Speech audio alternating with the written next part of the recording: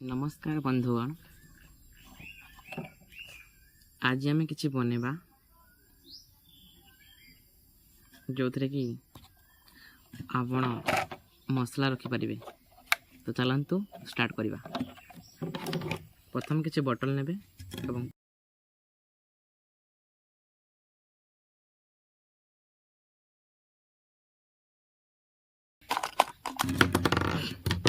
छोट छोट कर काटिदेवा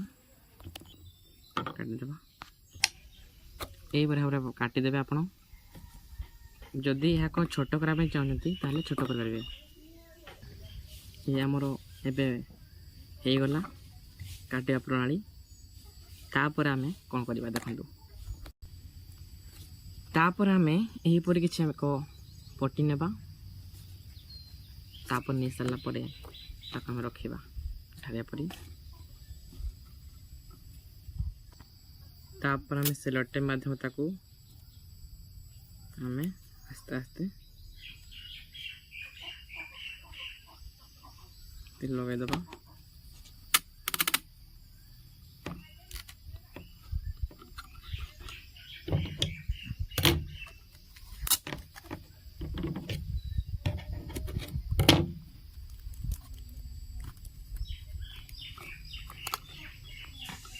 प्रस्तुत हो गला बर्तमान मसला रखा रेडी। तो आम कि करदे। तो आमर प्रस्तुत हो मसला रखापी जगह। तो आसत किसी मसला रखा किसी रखली